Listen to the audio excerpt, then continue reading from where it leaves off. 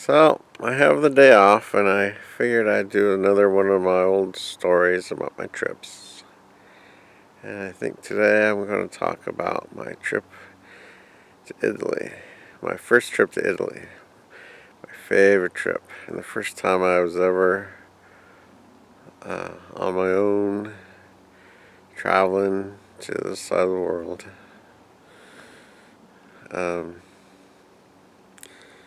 It's February 2001. Okay, we'll start with New Year's Eve 2000,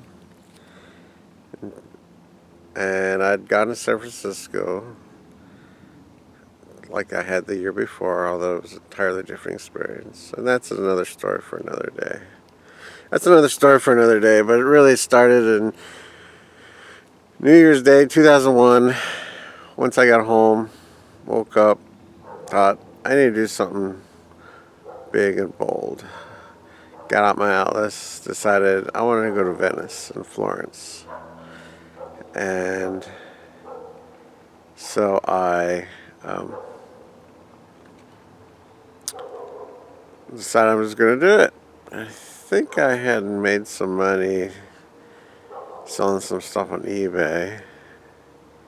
And I told my parents, and they thought, "You're crazy. Why are you going to go to the other side of the world all by yourself?" They'd never done that. Actually, I still don't think they've ever done it all by themselves. So I went to AAA, to a travel agent, and it's the first time I ever used a travel agent, and for one of my solo trips, and the last time I ever used a travel agent, because although the flight was fine, I got a flight with Air Canada, and the day before I was to leave, they had a major earthquake in Seattle. And it was a good thing I was leaving out of Seattle, because my flight could have been delayed or canceled. But it was fine because I came out of San Francisco. And I flew on my own to Toronto.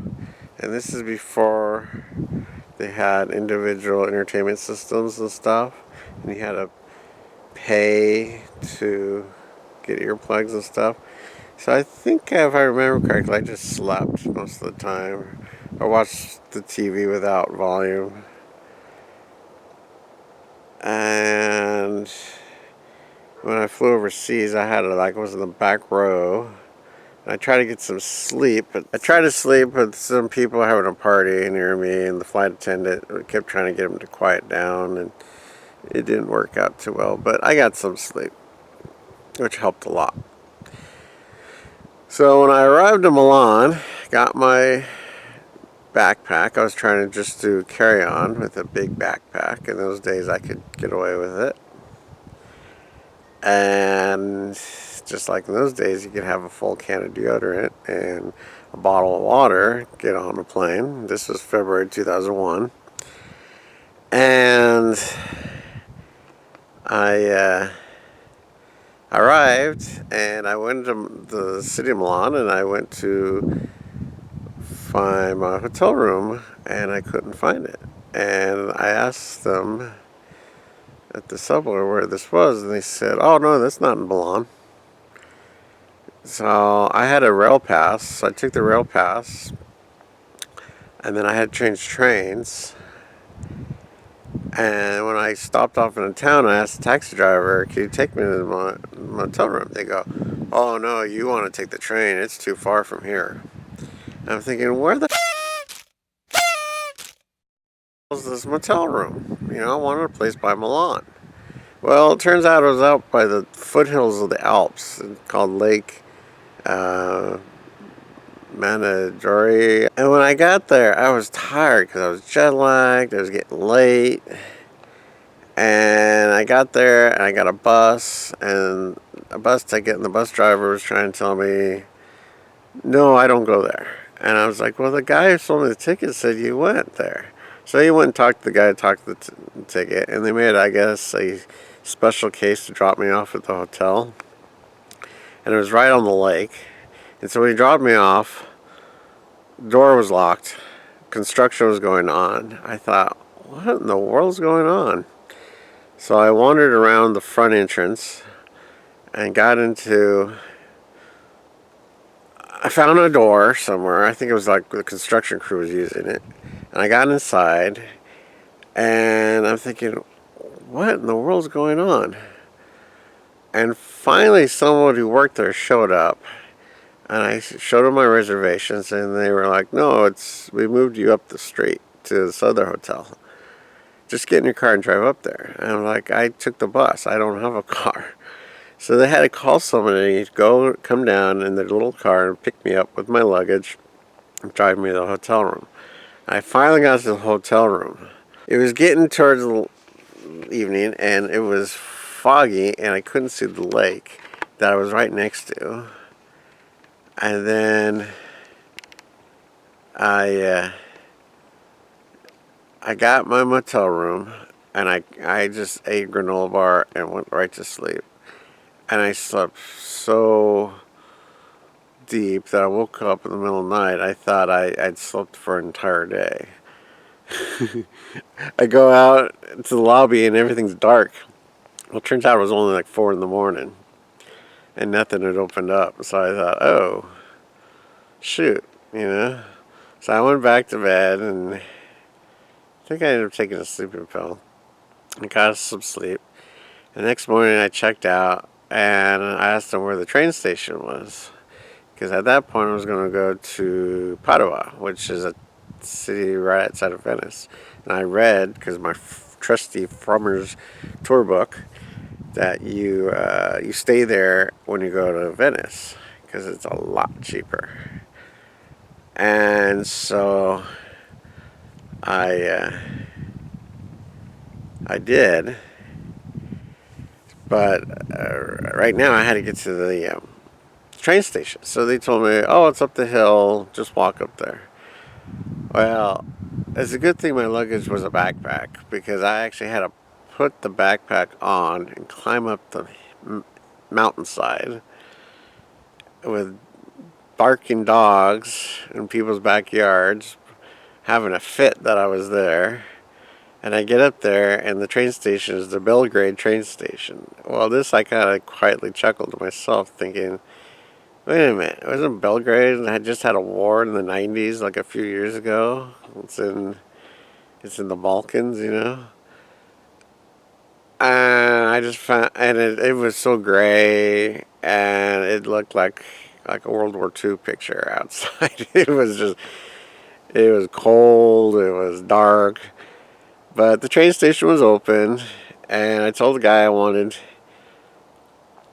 to go to Padova, and I had a rail pass, so he told me something in Italian about how long it's going to be. I didn't know. And I was there, and I was there for a long time, waited for hours. Then the train finally showed up, and I got on board, and I went to Padova. And I tell you, that trip, I really got my money's worth out of that rail pass. And I stayed in Padova, and I got on the bus, and I went to central town. This older woman took pity on me like I was a chickling and she was a hen, and she was watching out for me, and got off the same bus I was and told me a great place to stay near everything. And at this motel that was like a pilgrim's place. The pilgrims have been going there for centuries, staying at this motel room, and so I stayed there, and it was super basic. I mean, it had a shower and everything, but there was no TV. It was just a bed. It was a bathroom with a shower, but no shower curtains. It was really cheap. It was really basic. It was right by the church, and I went to the church. Problem is the bells going off in every hour, even late into the night. But it was basic. It was good. And I went to the church, and they had a severed hand as a holy relic. And I thought, ooh, never seen that before. And I think the next day I spent the whole day exploring the city of Padova, the old town, which is where I was at, with the cobblestone streets. And I always remember getting up in the morning, going out there in the plaza, in the fog, and the Renaissance statues. It was like a dream, you know.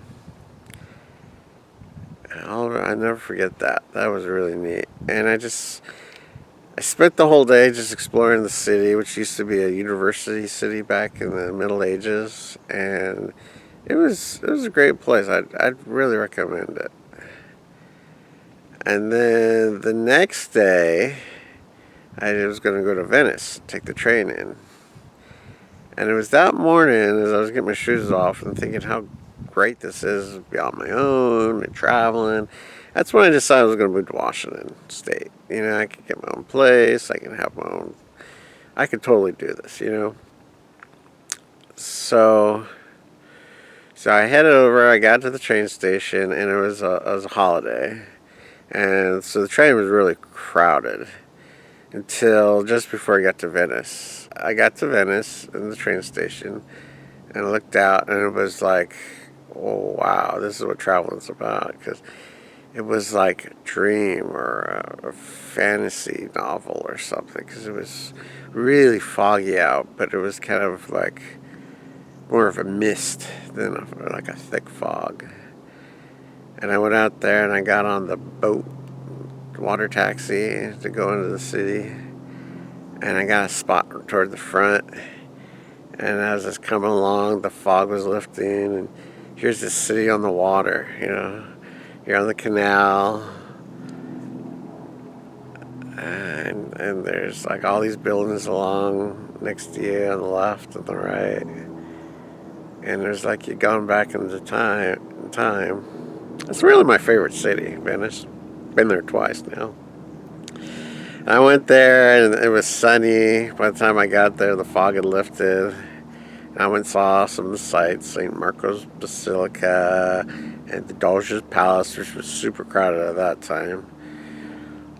My second time in Venice, I went to Doge's Palace and it was empty inside. And that's where you get the real feel of how massively big the rooms are. By that time, it was so crowded with tourists and Globus tours going through there and stuff, because I recognized bags and everything. And you couldn't really get a scale of how big the rooms are until my second time when I went and the rooms were empty. Then it's like, wow, it's really big. And they had some floods like a month before or a few weeks before, so they had all these planks out in the plaza. And it must have been before the crowd started showing up, because it was early in the morning. I sat on the platform and I looked, and there were some young girls, Americans, that were, first of all, there was tons of pigeons. Oh my God, so many pigeons. And the girls were letting the pigeons on their arms and taking pictures, but also the sky was blue, the moon was full, and it was over the basilica, and I was just so happy, and I was laughing, because it was like, oh my God, this is one of the best moments of my life, you know. It was so cool being there. It was so neat. And I was there in Venice just exploring until about 9 o'clock at night. I spent the entire day there, and I thought, this place is so awesome. You know, better than Disneyland, you know. Of course, I was there in February. If you go there in the summer, it could be an entirely different experience. But it was really nice there. And so then I took the train back to Padova. And then I think it was the next day I went down to Florence. And my first impression of Florence is, wow, it's really warm down here. I had to take the sweater off. It was still February, but it was sunny and it was a lot warmer, although it did rain one day there.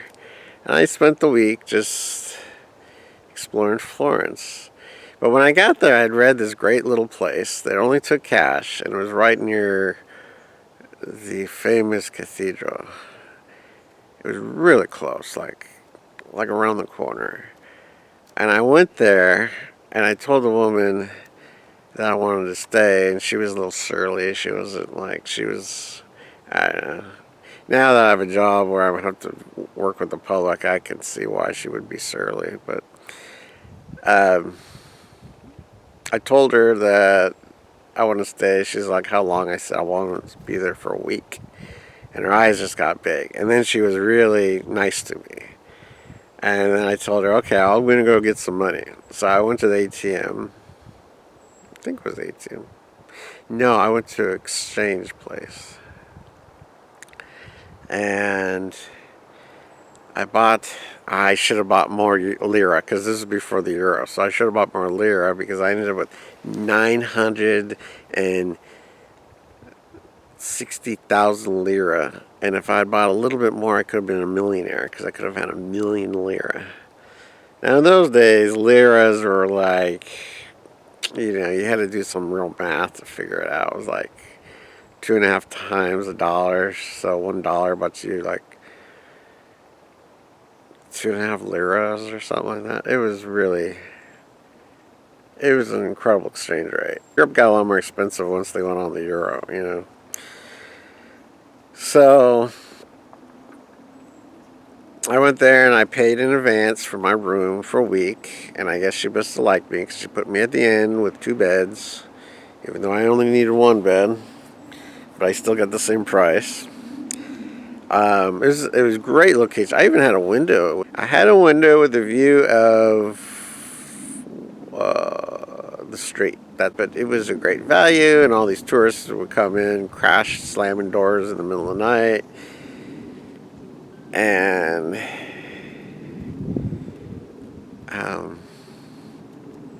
but it was a really nice place. And then I would go out, and in the morning I'd get up around 5 a.m. and I'd get ready, and I wanted to go to these places before the start getting crowded. So I went to the Finzi Museum. Problem is I didn't know, because I go up to the top floor and work my way down, but I didn't know the I think that's what it was, Uffizi Museum. You go in one side and they drop you out the opposite side. So I missed the drawing room. So if I ever go back, I gotta see those drawing rooms. But that was like the world's first museum or something. And I went and saw all the sights in Florence, and there is so much to see, but I really covered a lot. It did rain one day though. And then when I was there, I took some day trips. I went to the Leaning Tower of Pisa, but the Leaning Tower was closed because they were working on it. But there's all these other buildings around it, and buildings of all these great things to see, statues and paintings, and of course there are also a lot of stairs. I remember eating lunch there, and there was just a whole bunch of doctors in the room, and I thought, well, I guess I don't have to worry about choking on my food, because the room was full of doctors. But luckily they spoke English, because the waitress couldn't understand me when I told her I just want my bill. So they helped me out there. And I never realized the kindness of strangers. How much I relied on the kindness of strangers on these trips. And then I went to one of the last places I went to. You took the local school bus to get out there, or the bus doubled as a school bus. And that's where you really saw the hills of Tuscany, with all the little villas, with all the little vineyards in the backyard of the villas. Stoned little village, and went up to the towers and looked and thought, wow, this looks like California. Because it really does look like around Napa. And I wandered around the town, and I thought, wow, this is the life, this is fantastic. And they had kids playing soccer, and I remember thinking, this is the good life. And I went to a church, and I was thinking, wow, people were going to this church when Columbus was discovering America. Or sailing to America, I should say. And it's like, wow, this place is really, really neat. So yeah, all those little cliches about Italy, they're all true. I mean, it's so cool. It's just so awesome. Then I went back to Milan, and you can see the sun is kind of getting in my eyes here. I went to Milan, and I got a room for one night, and it was kind of near the plaza and the church. Now, Milan has all these trolleys, so you got to really kind of watch out for all these trolleys that they drive on the same roads as the cars, and it's like, wow, they're like something out of the 19th century.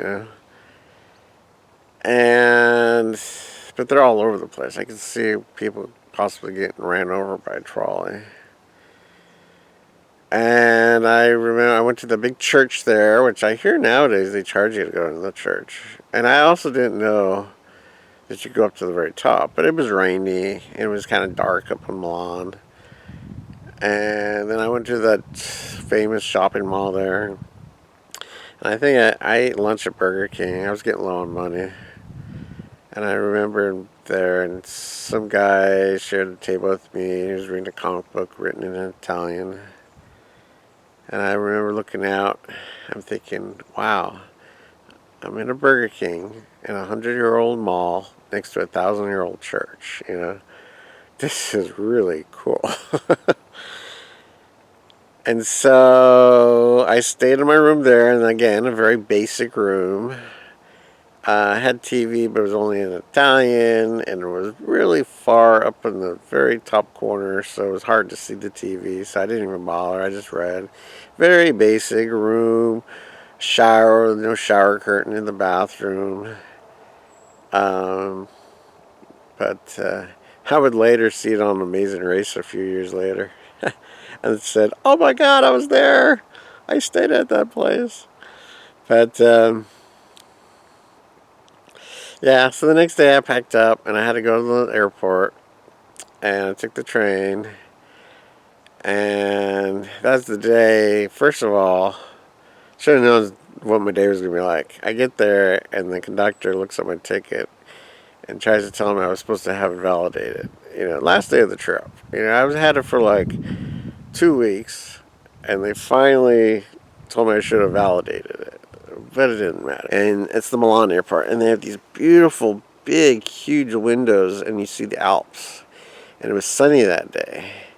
And I looked up at the Alps, and I thought, oh, wow, I could see Hannibal crossing the Alps with his elephants, because he would have came through this area, most likely.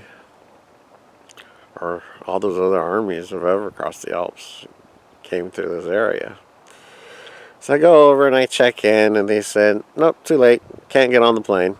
I'm like, what? You gotta be kidding. They said, no, they're boarding right now. And I was like, I was not going to take no for an answer. Although I would have loved to stay longer, I had to get back. I was running out of money. So I pretty much ran down there. I had my luggage, my backpack that I was doing carry on. I didn't do any check luggage. And I got there, and I was one of the last, if not the last person to board on the plane. And I flew home, and my legs were hurting the entire trip. And only on the flight home did I start feeling better. But that was a great trip. That was my favorite trip. All I had was a backpack, a tour book, and some money in my pocket. and I ate pizza and chocolate for 2 weeks, and I lost 10 pounds. And everyone kept saying how great I looked when I got back. They were like, oh, you should travel more often. And my accent had gotten a lot better, my Italian accent. And I noticed I was starting to talk with my hands, use my hands when I talk. Like, kind of like the Italians have a reputation of doing. And I was just on a high for days after that trip. I remember going to I think it was Barnes Nobles, because I went to see the movie Chocolate with Johnny Depp. And I saw the book about Tuscany, and I just remembered and this great trip I'd just taken. Yeah, I think I was on a high for at least a week after that. Several days for sure. That was my favorite trip. And as great as my trips have been, they've never topped that trip. That is just my all-time favorite. But anyways, that's my story about my first trip all on my own and my first time in Italy.